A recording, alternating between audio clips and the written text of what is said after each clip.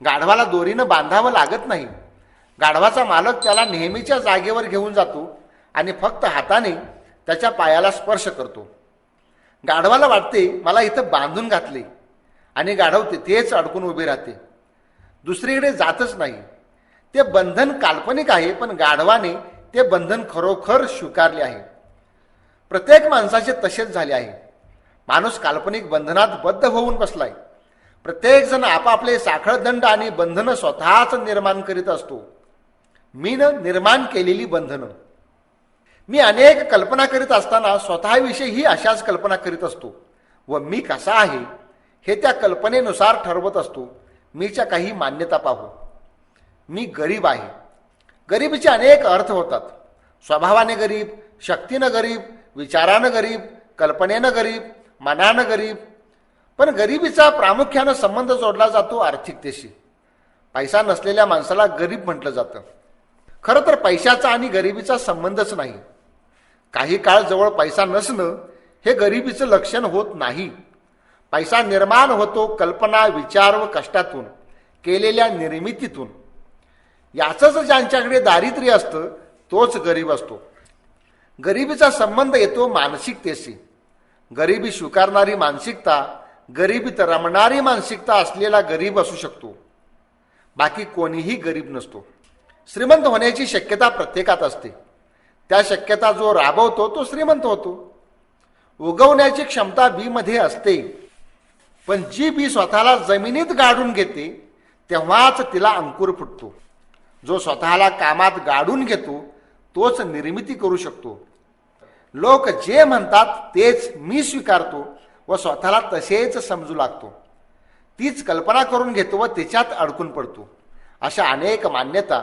उदाहरणार्थ, मी दुबळा आहे, माझ्यात सामर्थ्य नाही, मी शक्तिहीन आहे, मी दीन आहे, मी अमक्या जातीचा, अमक्या धर्माचा, अमक्या राज्याचा, मी कर्ता आहे, मी पुरुष वा स्त्री आहे, मी म्हणजेच देह आहे, मी अधिकारी आहे, मी ऑफिसर आहे, मी कंपनीचा मालक आहे, मी चाकर आहे, मी नेता आहे, मी नागरिक आहे, मी शिक्षक आहे, मी विद्यार्थी आहे, मी सेल्समन आहे, मी उद्योजक आहे, मी लेखक आहे, मी महाराज आहे, मी हुशार आहे, मी भित्रा आहे, मी अभिमानी आहे, मी निर्लज्ज आहे, मी असहाय्य आहे, मी उंच आहे, मी बुटका आहे, मी काळा आहे, मी सावळा आहे, मी गोरा आहे, मी चलाक आहे, मी मंद आहे, मी दुकानदार आहे, मी टेलर आहे, मी सैनिक आहे, मी सौम्य आहे, मी गोम्य आहे आणि मी फलाना आहे. मीच्या किती कल्पना. या सगळ्या कल्पना असल्या तरी काही कल्पना व्यवहार उपयोगी असतात. त्या जवळ ठेवल्याशिवाय व्यवहार होणार नाही. मात्र या व्यवहार उपयोगी कल्पनेप्रमाणे वागत असताना आतमध्ये भान हवे की यातील खरा मी काहीही नाही. उदाहरणार्थ, मी मुलगा आहे अशी कल्पना असते तेव्हा आतमध्ये भान ठेवावे की मी या सर्वाहून वेगळा आहे. मात्र मुलाची म्हणून जी काही कर्तव्ये असतील ती मी मुलगा म्हणून पूर्ण केलीच पाहिजेत. म्हातारपणी आईवडिलांना वाऱ्यावर सोडणारा किंवा अनाथ आश्रमात पाठवणारा मुलगा असू शकत नाही. मीची ही भूमिका आहे. भूमिका ही खरी नसते, पण ती खऱ्यासारखीच असते. नाटकाच्या पडद्याच्या बाहेर तिला अस्तित्व नसते, पण नाटकात ती खरीखुरी अगदी जिवंत असते. याच अर्थाने शेक्सपियरने सांगितलंय, जग ही एक मोठी रंगभूमी असून प्रत्येक व्यक्ती हे त्यातील पात्र आहे. अशा कोट्यावधी पात्रांनी या जगाच्या रंगभूमीवरील नाट्य रंगले आहे. या नाटकातील प्रत्येकाने आपली नेमकी भूमिका कोणती ती शोधावी व ती पूर्ण ताकदीनिशी वटवावी. जीवनाचे नाट्य चांगले रंगते व त्यातून आनंद मिळतो. नाट्यशास्त्राचे जनक भरतमुनी सांगतात, नाटकातील नाट्याची निर्मिती ही आनंद निर्मितीसाठीच असते. करुण रसप्रधान नाटक पाहताना माणसे रडतील, मात्र त्यातून अंतिमतः आनंद निर्मितीच होत असते. नाटक पाहताना दुःख होत असले तर दुःखद गोष्ट करायला म्हणजे नाटक पाहायला कोणीच जाणार नाही. काहींच्या बाबतीत पूर्ण कस लावून भूमिका वाटवायचे बाजूलाच राहते, पण जगातील व जीवनातील आपली नेमकी भूमिका कोणती हेच कळत नाही. त्यांचे जीवन निरस, आळणी व भुसभुशीत होऊन बसते. मीच्या या ज्या कल्पना मान्यता आहेत त्यातील काही व्यवहार उपयोगी असल्या तरी बऱ्याच स्वतःलाच बांधणाऱ्या असतात. रेशमाचा किडा एक घर करून त्यात स्वतःला अडकून घेऊन शेवटी त्याच घरात मरतो. तसेच माणसे आपल्या मान्यता कल्पनांच्या कोशात राहून त्यातच मरून जातात. त्या कोशाला, मान्यतेला, कल्पनेला घट्ट चिकटून राहतात. मी नेमका कोण? मी उंच, मी गोरा, मी सडपातळ असे जेव्हा म्हटले जाते तेव्हा तो मी देहाला अनुलक्षून असते. मीचा अध्यारोप देहावर केलेला असतो. मी हुशार आहे, मी सुखी आहे, मी दुःखी आहे, मी विचारी, मी क्रोधिष्ठ, मी प्रेमळ इत्यादी मीला समजला जातो तेव्हा तो भावना, विचार, मन, बुद्धी इत्यादी गोष्टींना मी म्हटलेलं असतं. बहुतांश लोकांचे बरेचसे व्यवहार याच मीवरून होत असतात. पण हा मी खरा मी नव्हे, कारण हा मी विकारी आहे, प्रवाह पतित आहे. मात्र या अनुभवाच्या, विश्वाच्या प्रवाहाचं, परिवर्तनाचं, गतीचं ज्याला ज्ञान होतं तो हा मी असणार नाही. तो या सर्व प्रवाहाच्या पलीकडे असला पाहिजे. या सर्व प्रकारच्या मीला जाणणारे अविकारी तत्व तोच अविनाशी मी होय. चार्वाक चैतन्य विशिष्ट देहालाच मी समजतात. जैन मतानुसार द्रव्य स्वरूपाने जीव नित्य आहे, पण गुणरूपाने तोच परिवर्तनशील आहे. ज्ञान किंवा जाणीव हा जीवाचा धर्म आहे. जीव शरीरा एवढ्या परिणामाचा असून जेवढा देह असेल त्याप्रमाणे तो आकुंचन प्रसरण पावतो. बौद्ध म्हणतात प्रत्येक क्षणाचा मी वेगळा आहे. जो चित्ताचा प्रवाह चाललेला आहे, प्रवाहालाच मी म्हणतात. स्थिर आत्मा नावाचा पदार्थ नाही. ते मी म्हणजे चित्त चैत्य स्कंदाचे संतान असे समजतात.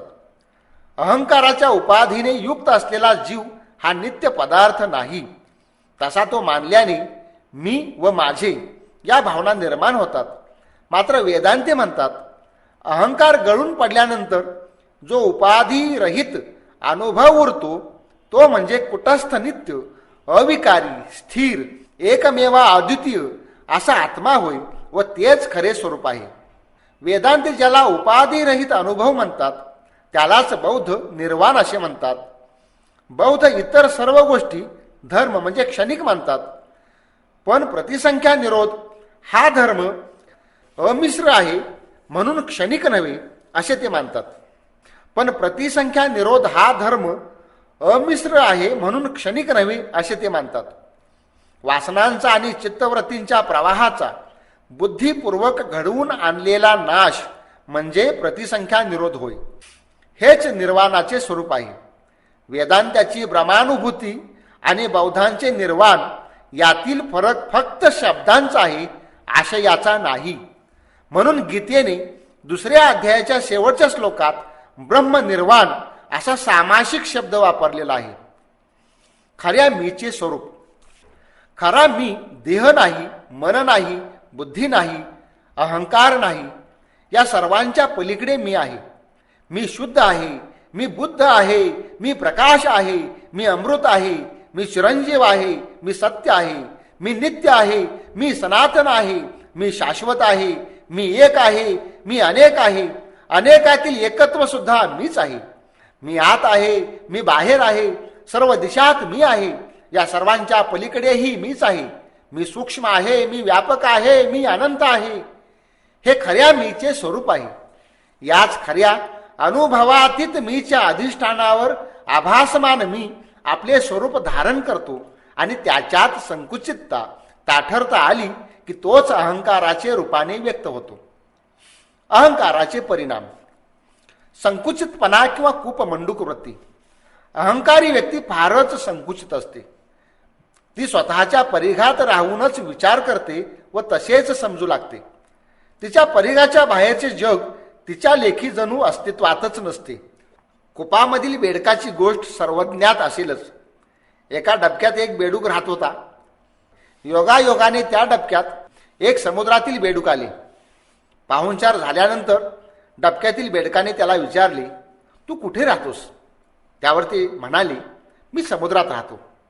केवढा असतो रे तुझा समुद्र? खूप मोठा, तुला त्याची कल्पना नाही येणार.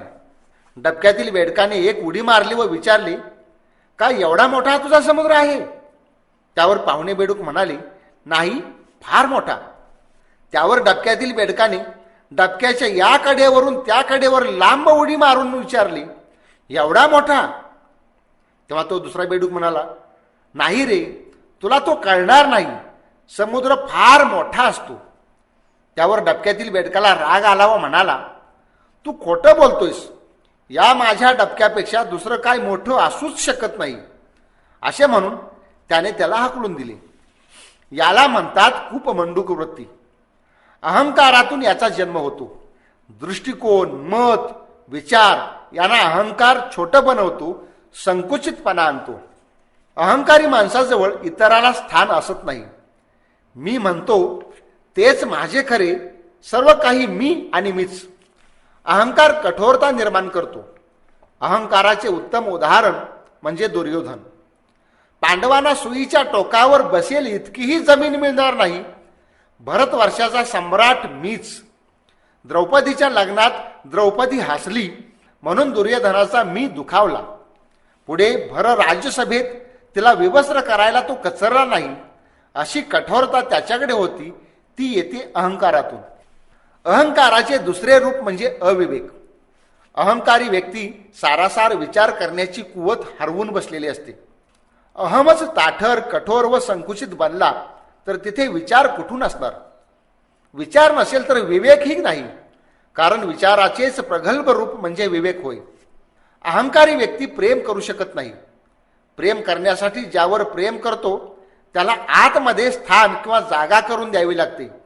अहंकारी व्यक्तीच्या आत कुणाला जागा असत नाही, त्यामुळे त्याला खरेखुरे प्रेमच करता येत नाही.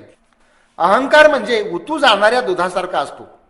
पातेल्याच्या बुडाशी जरी दूध असली व प्रमाणापेक्षा अधिक उष्णता वाढली की ते दूध फसफसत उतू जाते. उतू जातेवेळी अगदी एवढेसे असलेल्या दुधाने सगळे पातेले भरून जाते. ते त्यात मोकळे स्थानच ठेवित नाही, शिवाय ते फसफसत राहते. अहंकारी व्यक्तीची अवस्था तशीच असते. त्याच्या अहंकाराने सर्व अंतःकरण व्यापून जाते व तो सारखा मुसमुसत राहतो. संत तुकारामांनी अहंकारी व्यक्तीला ताठ्याने मुसमुसणारा रेडा असे म्हटले आहे. अहंकारी मनुष्य निर्मळ आनंद अनुभवू शकत नाही. आनंदाचा एक नंबरचा शत्रू म्हणजे अहंकार. गायक गाणे गातो तेव्हा तो त्यात जितका रममान होतो, तल्लीन म्हणजे तत्लीन होतो, तितका त्याचा अहम विसरला जातो व जितका अहम विसरला जातो तितका उत्कट आनंद मिळतो. प्रत्येक बाबतीतही तसेच आहे. व्यक्ती जितकी अहमला विसरून जाते, तन्मयी, तल्लीन, तद्रूप होते, तितका तिला आनंद मिळत असतो. मग ते काम कोणत्याही प्रकारचे असो. अहमच्या विलेपनातूनच निर्भेळ व उत्कट आनंदाची अनुभूती येत असते. त्यामुळे अहंकारी मनुष्याला आनंद मिळवता येत नाही. मीला सीमा नाही किंवा मर्यादाही नाही. सगळे विश्व मिळाले तरी त्याला कमीच असते. अहंकाराने दुःख निर्मिती होते. अहंकारातून मी व माझे अशी वृत्ती बनते. या माझेपणात ममता निर्माण होते व ममतेच्या आकर्षणातून दुःखाची निर्मिती होते. समजा एक माणूस रस्त्यानं चाललाय. गाडीतून जाताना रस्त्यावर एक अपघात झालेला त्याने पाहिला. जाता जाता पाहून सध्या गाड्या व्यवस्थित चालवतच नाहीत, फुकट मारून जातात, असे मनातल्या मनात पुटपटत तो पुढे निघून गेला. थोड्या वेळातच तो ते विसरूनही जातो.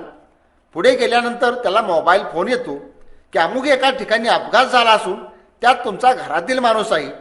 जखमी माणसाच्या खिशातील डायरीत तुमचा मोबाईल नंबर मिळाला वगैरे वगैरे. तो माणूस परत येतो व शोक करू लागतो. तोच अपघात त्याने थोड्या वेळापूर्वी पाहिला होता, पण त्याला विशेष काही वाटले नव्हते. त्याविषयी तो उदासीन होता. मात्र नंतर त्याला समजलं माझं माणूस त्यात आहे, तेव्हा शोक निर्माण झाला. मानवी दुःखाला कारण असलेल्या गोष्टी म्हणजे अहंकारातून निर्माण झालेला मीपणा व माझेपणा. अहंकारातून मत्सर द्वेषाचीही निर्मिती होते. दुसऱ्याचा जितका उत्कर्ष होईल तितकं याला वाईट वाटत असतं. आतून तो जळत असतो, चडफडत असतो. अहंकाराची दोन रूपे. मीपणा.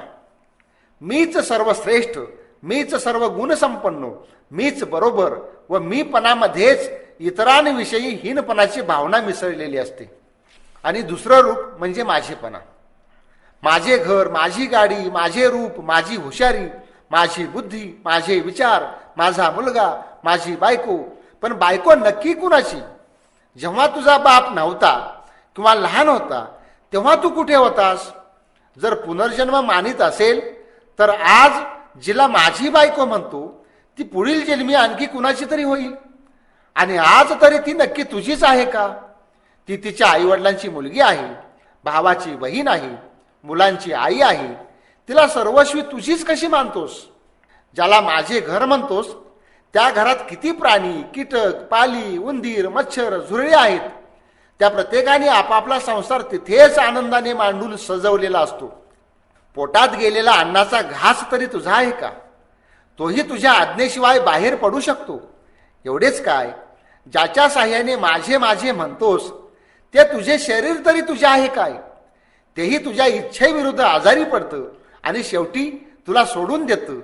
म्हणूनच संत म्हणतात, देह काळाचा धन कुबेराचे, तेथे तुझे माझे काय आहे? संताच्या या प्रश्नाला तुझ्याकडे उत्तर आहे का? संत ज्ञानेश्वर म्हणतात, मी व माझे पण विसरेल जयाचे अंतकरण, तो योगी जान निरंतर. प्राप्त वस्तूंचा उपभोग घेऊन आनंद मानण्यापेक्षा माणसाला मालकी हक्काची भावनाच जास्त प्रिय असते. हिरवाईने नटलेला मंद वायू वाहणाऱ्या पर्वतावर जाऊन त्याचा आनंद घेण्यापेक्षा तो माझ्या मालकीचा नाही याचेच तो दुःख करीत बसतो. तुला नेमकं काय हवं याचा कधी नीट विचार केला आहे का? तुला वस्तूंपासून मिळणारा आनंद हवा, किती वस्तू हवी? अहंकारी माणसाला वस्तूतून मिळणाऱ्या आनंदापेक्षा वस्तूच हवी असते. अशा वस्तूंचा निरर्थक हव्यास सोडला तर सर्व जग तुझेच आहे. ही पृथ्वी, हे आकाश, ही हवा, याच्यावर कुणाची मालकी आहे? ते सर्व तुझंच आहे. अस्मिता व आत्मभान हवंच. अहंकार हा अहमगंड असतो. तो माणसाला चांगले जीवन, आनंदी जीवन जगू देऊ शकत नाही. अहंकार घालवा म्हणजे सर्वच मीची वासलात लावा असे नव्हे. मी शून्य माणूस व्यवहारच करू शकणार नाही. मग आनंद तरी कुणाला मिळणार? आनंदाची अनुभूती घ्यायला तरी मी हवाच. पण तो मी म्हणजे अहंकार, अहमगंडाने पछाडलेला मी नव्हे. हा मी नम्र असतो, ताठर नसतो, आदर व कदर करणारा, दायित्व मानणारा, इतरांना दाद देणारा, कृतज्ञता जोपासणारा मी असतो. अस्मिता जोपासणारा आणि आत्मभान जपणारा मी असावाच लागतो. अस्मिता व आत्मभान वेगळं आणि अहंकार व गर्व वेगळा. अस्मिता व आत्मभान जगण्याला आवश्यक आहे, तर अहंकार दुःखकारक आहे. अहंकार एकटं पाडतो, अलग करतो. हे जे विश्व आहे त्या विश्वाशी जोडू देत नाही. योग म्हणजे जोडणे. योग जोडतो, म्हणून अहंकारी व्यक्ती योगी होऊ शकत नाही. योग म्हणजे जोडणे, तर अहंकार म्हणजे तोडणे. अहंकार घालवल्याशिवाय योगात प्रवेश नाही. निरहंकारी व नम्रव्रती झाल्याशिवाय आनंदाने जगता येत नाही. कोणत्याही प्रकारचे यश मिळवता येत नाही. म्हणून अहंकार घालवण्याचा प्रयत्न करा. मनापासून प्रयत्न केला तर अहंकार जाऊ शकतो. अहंकाराशिवाय असलेला मी असू शकतो. तो शुद्ध व अधिक चांगले काम किंवा व्यवहार करू शकतो, आनंद मिळवू शकतो आणि यश सुद्धा प्राप्त करू शकतो. जीवनाचं कल्याण साधू शकतो. अहंकार घालवण्याचे उपाय. विश्वाच्या पसाऱ्यात आपले स्थान ओळखा. हे विश्व किती प्रचंड आहे याचा कधी विचार केलाय? या विश्वात सुमारे 200 अब्ज सूर्यमाला असाव्यात असा शास्त्रज्ञांचा अंदाज आहे. आणि अजूनही विश्व विस्तारतेच आहे. या 200 अब्ज सूर्यमालांपैकी आपल्या सूर्याची एक सूर्यमाला. या सूर्यमालेत अनेक ग्रह आणि त्यांचे उपग्रह. त्या उपग्रहांपैकी पृथ्वी हा आपला एक उपग्रह. या पृथ्वी नावाच्या उपग्रहावर कोट्यावधी जीवजंतू व प्राणी. त्या कोट्यावधी जीवांपैकी मानव नावाचा एक प्राणी. त्या अब्जावधी म्हणजे सुमारे 6.5 अब्ज माणसांपैकी मी एक मानव प्राणी. या विश्वाच्या पसाऱ्यात सुईच्या टोकावर जेवढा कण मावेल तेवढे आपल्या पृथ्वीचे स्थान. या पृथ्वीवर जलचर, पशु, पक्षी, कीटक, जीवाणू, विषाणू, लाखो प्रकारच्या वनस्पती, सूक्ष्म जीव इत्यादी इतके काही आहे की त्याची गणतीच अशक्य आहे. त्यातील मी एक. ज्या अफाट पृथ्वीवर मी राहतो त्या पृथ्वीचे स्थान आहे सुईच्या टोकावरील कणा एवढे. त्या पृथ्वीवर अगणित वस्तूत माझे स्थान काय असेल? हिमालयाच्या पर्वतरांगात जशी छोटीशी नन्हीशी एक मुंगी, तसा पृथ्वीच्या पाठीवर मी. या मीचा ताठरपणा किती असावा? मी असा आणि मी तसा, मीच श्रेष्ठ, माझ्यासारखा दुसरा कोणी नाहीच. या विश्वाच्या संदर्भात या मीला किती स्थान असेल हो? हा मी आपण केवढा मोठा करतो. हे स्थान ओळखलं तर अहंकार कमी होऊ शकतो. जसे विश्वाच्या पसाऱ्यात मीचे माझे स्थान ओळखावे, तसे व्यवहारातील, घरातील, रोजच्या वागण्यातील आपापले स्थान, मर्यादा, कुवत, क्षमता इत्यादी जर ओळखलेत तर अहमगंड जाणवणार नाही. इतरांना आतमध्ये स्थान द्या. कठोरता किंवा ताठपणा दुसऱ्याला आतमध्ये स्थान मिळवून देत नाही. तुम्ही दुसऱ्याला स्थान द्यायला शिका. दुसऱ्याला समजून घ्या. त्याच्या मताला मान द्या. त्याचा आदर करा. त्याचे मत तुमच्या मताहून भिन्न असेल, कदाचित विरोधीही असेल. याचा अर्थ ते संपूर्णपणे चूकच असेल किंवा मूर्खपणाची कमाल असेल असे नव्हे. त्यातही काहीतरी तथ्य असू शकते. कदाचित ती दुसरी बाजू असेल. जैन तत्वज्ञानाप्रमाणे प्रत्येक वस्तूला अनेक अंगे असतात, जी ती त्याच्या स्थल, काल, परिस्थिती सापेक्ष असतात. प्रथमदर्शनी विरोधी वाटणाऱ्या गोष्टीही सापेक्षतेने खऱ्या असू शकतात. भारतातला एक शिक्षक चीनमध्ये भूगोल शिकवायला गेला. तिथे त्याने विधान केले, हिमालय उत्तरेला आहे. चीनमधील विद्यार्थी म्हणाले, हे खरे नाही. मात्र शिक्षक अहंकारी असेल तर माझेच खरे आहे म्हणेल, कारण मला भारतात माझ्या शिक्षकाने असेच शिकवले आहे. भारतात केलेले भौगोलिक विधान चीनमध्ये नेमके उलटे असू शकते. हिमालय उत्तरेला आहे हे विधान भारतामध्ये खरे आहे, पण चीनमध्ये हिमालय दक्षिणेला आहे. यातील सापेक्षता महत्वाची. दुसऱ्याचे बोलणेही असेच असू शकते. एक गोष्ट सांगितली जाते. एक झाड होते. त्या झाडावर एक पक्षी राहत होता. त्या झाडाखाली बसण्यासाठी एक माणूस सकाळी यायचा, एक दुपारचा यायचा व एक सायंकाळचा यायचा. एके दिवशी तिघांचीही रस्त्यात भेट झाली. तिघे म्हणू लागले, त्या झाडावर एक सुंदर पक्षी आहे. पहिला म्हणाला, हो हो, तो लाल रंगाचा पक्षी ना. दुसरा म्हणाला, नाही, तो तपकिरी रंगाचा आहे. तर तिसरा म्हणाला, नाही हो, तो पिवळ्या रंगाचा आहे. तिघांची त्या रंगावरून चांगलीच जुंपली. अगदी शर्यतीवर हमरीतुमरीवर आले. शेवटी त्या झाडापाशी आले. त्यांना तिथे एक साधू भेटला. तिघांनीही तो पक्षी, त्याचा रंग व त्यांची भांडणे याविषयी सांगितले. साधूने शांतपणे ऐकून घेतले आणि साधू म्हणाले, तुमच्या तिघांचेही खरे आहे. मी इथे खूप वर्षापासून राहतो. हा पक्षी सकाळचा लाल असतो, दुपारचा तपकिरी असतो, तर सायंकाळी पिवळ्या रंगाचा होतो. बहुधा आपली बरीचशी मतभिन्नता अशाच प्रकारची असते. प्रत्येकजण आपला अहम गोंजारीत आपल्याच मतांशी, कल्पनांशी व विचारांशी कवटाळून बसतो. लोक इतरांना समजूनच घेत नाहीत, त्यामुळे त्यांना काही समजतही नाही. ते संदर्भ, परिस्थिती, काळ, स्थळ यांच्या सापेक्षतेचा विचार केला तर प्रश्न समजून येतात. माणूसही समजून घेता येतो. एक बाप आपल्या 16 वर्षाच्या मुलाला म्हणतो, तुझ्या वयाचे असताना छत्रपती शिवाजीने स्वराज्य घ्यायला सुरुवात केली होती. गाधड्या, तुला ही साधी गोष्ट कळत नाही. मुलगा म्हणतो, तुमच्या वयाचे असताना शिवाजी महाराजांनी राज्याभिषेक करून घेतला होता व स्वतंत्र राज्याचे राजे झाले होते. प्रक्षेपण करण्यापेक्षा माणसाला समजून घेणं महत्वाचं असतं. इतरांना समजून घ्या. तुमच्या इतकंच त्यांनाही महत्त्व द्या. इतरांचा आदर करा. मनापासून प्रेम करायला शिका. अहंकारी माणूस अहंकाराच्या ताठ्यामुळे प्रेम करू शकत नाही. तुम्ही प्रेम करायला शिका, म्हणजे अहंकार कमी होईल. अहंकार आणि प्रेम एकत्र राहू शकत नाहीत. एक गरीब आई असते. तिचं बाळ आजारी असतं. औषधाला, उपचाराला पैसे नसतात. ती 17 जणांकडे याचना करेल, हातापाया पडेल, पण बाळाला उपचार करून घेईल, कारण तिचं बाळावर प्रेम असतं. ग्रामीण भागात म्हणतात, मुलाच्या आईला लाजच नसते. गर्दीने भरलेल्या बस स्टँडवर सुद्धा तिथंच बसून आपल्या बाळाला स्तनपान करते. मुलाच्या आईला लाज नसते असं नकारात्मक म्हणण्यापेक्षा आईचं बाळावर प्रेम असतं असं म्हणता येईल. कारण अत्यंत आखूड वा अर्धवस्त्रात रस्त्यावरून फिरणाऱ्याच जास्त निर्लज्ज असू शकतात. प्रेम करायला शिकलं की अहंकार कुठल्या कुठं पळून जातो. प्रेम म्हणजे वासनिक भोग नव्हे.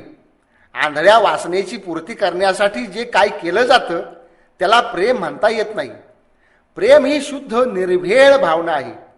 ती वासनेनं बरबटलेली नसते. कातडीचं आकर्षण म्हणजेही प्रेम नव्हे. पैशाकडे पाहून किंवा कातडीकडे पाहून प्रेम केलं जातं ते नंतर कचऱ्याच्या डब्यात जातं ते प्रेम नव्हे. त्याला वासनिक आकर्षण म्हणता येईल. त्यातूनच वापरा आणि फेकून द्या, यूज अँड कचऱ्याच्या डब्यात थ्रो ही वृत्ती वाढीस लागते. प्रेम हे प्रेमच असतं. प्रेमाला उपमा नाही, कारण ते देवाघरचे देणे आहे.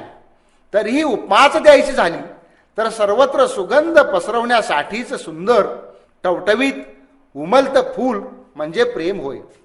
अशा प्रेमाला वासनेचा स्पर्श होताच, जसं स्पर्श होताच लाजाळू आपली पाने मिटून घेते तसं प्रेमही स्वतःला मिटून घेतं. प्रेमात आकर्षण असतं, पण आकर्षणात प्रेम असतंच असं नाही. प्रेमात भोग नसतो. प्रेमात असतो त्याग. प्रेमात 3 गोष्टी महत्त्वाच्या असतात. 1 त्याग, 2 सर्वस्वाचं समर्पण आणि 3 संपूर्ण स्वीकार. प्रेम हे त्याग करायला शिकवतं. प्रेमामध्ये संपूर्ण त्याग शक्य असतो. त्याग, त्याग आणि फक्त त्याग हीच प्रेमाची भाषा आहे. प्रेमी प्रेमिकासाठी सर्वस्वाचं समर्पण करतो. प्रेम करणारी प्रेमिका किंवा प्रेमी आपले तन मन धन सर्वस्वानिशी त्याला अर्पण करतो, तर भक्त देवाला सर्वस्व अर्पण करतो, कारण त्यात खरंखुरं प्रेम असतं. प्रेमाची 3री गोष्ट म्हणजे संपूर्ण स्वीकार. तू एवढा चांगला आहेस म्हणून तुझ्यावर 2 किलोचं प्रेम करतो व तो 7 किलो चांगला आहे म्हणून त्याच्यावर 5.5 किलो प्रेम करतो, असा हिशोब प्रेमामध्ये नसतो. प्रेम हे बेहिशोबी असते. तसेच प्रेम हे माणसाच्या फक्त खिशातल्या पैशावर, त्याच्या बँक बॅलन्स व इस्टेट बघून केलं जातं तेही प्रेम नव्हे. तो तर बाजार ठरेल. शिवाय तुझ्या अमुक चांगल्या गुणावर प्रेम व अमुक दोषावर द्वेष असे त्रांगडे प्रेमात चालत नाही. संपूर्ण स्वीकार म्हणजे त्याच्या गुण दोषासह स्वीकार. तेरे फुलोशे भी प्यार, तेरे काटोशे भी प्यार. प्रेमाची हीच तर खरी गंमत आहे. त्यात बाजारूपणा हिशोबीपणा नसतो. गुणावगुणांचा प्रश्नच नसतो. कोणताही माणूस सद्गुणांचा पुतळा असू शकत नाही. त्यात गुणदोष असतातच. ते दोष काढण्याचाही प्रयत्न प्रेमळपणानेच केला जातो. प्रेमळ रागाने वाईट सवयी घालवत असतात. दुसरी व्यक्तीही प्रेमासाठी त्या सवयीचा त्याग करू शकते. उदाहरणार्थ, सिगारेटचे व्यसन असेल तर त्याची ती प्रेमळपणे रागावून सिगारेट सोडायला लावते व तिच्या प्रेमासाठी तो सिगारेटचा त्याग करतो. प्रेमामध्ये त्याग, समर्पण व स्वीकार या अहंकाराला एकदम विरोधी गोष्टी असल्यामुळे प्रेम करायला शिकलं की अहंकार नष्ट होऊन जातो. एकावर प्रेम करणारी व्यक्ती दुसऱ्याच्या बाबतीत अहंकारी असू शकते. तुमचा संपूर्ण अहंकार नष्ट करायचा असेल तर सर्वांवर प्रेम करा. संपूर्ण विश्वावर भरभरून प्रेम करा. तुमचा अहंकार नष्ट होऊन तुम्ही प्रेमरूप प्रेमळ व्हाल. एखादा बोलत नसेल तर मुद्दाम त्याच्याशी बोला. अहंकाराच्या ताठ्यामुळे शेजारी राहणारी माणसेही एकमेकाशी बोलत नाहीत. तुम्ही हा प्रयोग करून बघाच. एखादा बोलत नसेल तर मुद्दाम त्यांच्याशी बोला. थोडा त्यांचा अहंकार सुखावेल, पण तुमचा कमी होईल. इतरांच्या आनंदात आनंद माना. व्यवहारात वावरताना सुखदुःखाचे अनेक प्रसंग येत असतात. त्यात इतरांचे आनंदांचे प्रसंगही असतात. दुसऱ्याला जर आनंद झाला तर त्याच्या आनंदात सहभागी व्हा. त्यात सामील होऊन तुम्हालाही मनापासून आनंद झाला पाहिजे. एखाद्याने चांगली वस्तू घेतली तर बऱ्याच जणांचे तोंड वाकडे होते, कारण त्यांचे मन वाकडे असते व पोटात आकडी उठते. कोणाला काहीही वाटो, तुम्ही दुसऱ्याच्या आनंदात सामील व्हायला एकदा शिकलात की मग आनंदाला कमी नाही, अजिबात तोटा नाही. सर्वत्र आनंद भरून उरलेला आहे. इतरांच्या आनंदात सामील होऊन आनंद वाटण्यासाठी मन मोठं करावं लागतं. मोठ्या मनात अहंकार नसतो. अहंकार फक्त संकुचित मनातच नांदत असतो. मी नक्की कोण ते तपासा. अहंकाराने मी म्हणत असता तेव्हा मी म्हणणारा मी म्हणजे नेमके काय आहे ते जरा आतमध्ये डोकावून पहा. मीचं स्वरूप तपासा. मी दुःखी झालो म्हणजे नेमकं काय झालं? शेजाऱ्याकडे गाडी पाहून मला वाईट वाटतं म्हणजे नेमकं काय होतं ते तपासा. रोज गाडीवर किंवा गाडीतून बसून सुसाट वेगाने धावता, सायंकाळी परत आल्यावर थोडा वेळ शांत बसून आतमधली सफर करून या. आतमध्ये काय काय चाललंय हे पाहाल तर तुम्हास गंमत वाटेल व आश्चर्यही वाटेल. मीचा शोध घ्यायला गेले की मीच नष्ट होतो व मग अहंकार तरी कुठला? मीला जाणा, त्याचं स्वरूप समजून घ्या. अहंकार पहा, आतमध्ये काय काय करतोय त्याचे विश्लेषण करा. अहंकार पळून जाईल. विश्लेषणाने व पाहण्याने आतमधली कुठलीच गोष्ट टिकत नाही, ती आपोआप नष्ट होऊन जाते. हे विश्वची माझे घर ही वृत्ती बाळगा. अहंकाराने मीला संकुचित करून टाकले जाते. अहंकार मी भोवती कोश विणत असतो. तो कोश तोडा व मीचा विस्तार करा. हा मी विस्तारित नेला तर अहम ब्रह्मास्मी म्हणजे मीच ब्रह्म आहे इथपर्यंत जातो. सर्व काही मीच असेन तर अहंकार कुठला आणि कशाचा? शास्त्रीय भाषेत बोलायचे तर मीच्या विशेषत्वामध्ये अहंकाराचा जन्म होतो. मीच्या सामान्यत्वामध्ये अहंकाराचा लोप होतो. मीला इतकं मोठं करा, स्वतःला इतरांमध्ये पहा व इतरांना स्वतःमध्ये पहा. हे सर्व सांगायला, बोलायला, ऐकायला फार सोपं आहे, पण आचरणात आणायला जरासं अवघड आहे. प्रयत्न तर करून बघा. विश्व फार मोठं आहे, पण तुमच्याशी ज्यांचा संबंध येतो अशी माणसं फक्त काही शेकड्यात असतात. तेवढ्यांच्या बाबतीत तरी आचरण्याचा प्रयत्न करा. एक नवीन अनुभव येत जाईल. प्रत्येक अनुभवात मजा येईल, समज येईल आणि आनंदही वाटेल. बुद्धी सम ठेवा. बुद्धी सम ठेवणे म्हणजे समदर्शी होणे. व्यवहार हा द्वंद्वात्मक असतो. उदाहरणार्थ सुखदुःख, लाभ हानी, शीत उष्ण, सन्मान अपमान इत्यादी अशा प्रकारच्या द्वंद्वानीच जग भरलेलं आहे. त्यातील कशाचाही अनुभव घेत असताना त्यातच वाहून जायचं नाही. सर्वत्र बुद्धी सम ठेवायची म्हणजे स्थिर ठेवायची. दोन्ही गोष्टींकडे सारख्याच पद्धतीनं पाहायचं. सुखात थांबायचं नाही आणि दुःखात झोंबायचं नाही. विमला ठकार यांनी म्हटल्याप्रमाणे सुखात अटकायचं नाही आणि दुःखात भटकायचं नाही म्हणजे सम राहणं होय. स्वतः उंच झालोय असे वाटायला लागले की आकाशाकडे बघा. अहंकार दुसऱ्याला हीन लेखून स्वतःला श्रेष्ठ समजतो. 4-2 अधिकार हातात आली, थोडीशी सत्ता मिळाली की मी सर्वात श्रेष्ठ आहे, सर्वांहून वेगळा आहे असे वाटू लागते. 4-2 कामांची पूर्ती झाली, थोडंसं यश हातात आले की आपण उंच गेलोय असा भास होऊ लागतो. खरं तर आपल्यापेक्षा उंच स्थानी अनेक लोक गेलेले आहेत. कितीतरी लोक जाणारे आहेत. आपण मध्येच दोडक्यासारखे लोंबत असतो आणि स्वतःच्या उंचीचा भ्रम बाळगून अहंकाराच्या ताठ्याने वावरत असतो. आपल्या कर्तृत्वाचा, आपल्या यशाचा, आपल्या कार्यपूर्तीचा अहंकार वाटू लागला, आपली उंची वाढली असं वाटू लागलं की उंच असलेल्या आकाशाकडे बघा. मग तुमच्या उंचीचा अंदाज तुम्हास येईल व स्वतःच आतमध्ये नम्र व्हाल. काही तत्व लक्षात ठेवा. जगाला नव्हे तर स्वतःलाच शिंकायचे असते. जेव्हा अपमानाची भीती राहत नाही तेव्हा कोणीच अपमान करीत नाही. सर्व भांडणाचे मूळ अहंकारात आहे. ज्याने अहंकार घालवला सर्व जग त्याचंच आहे. धन्यवाद.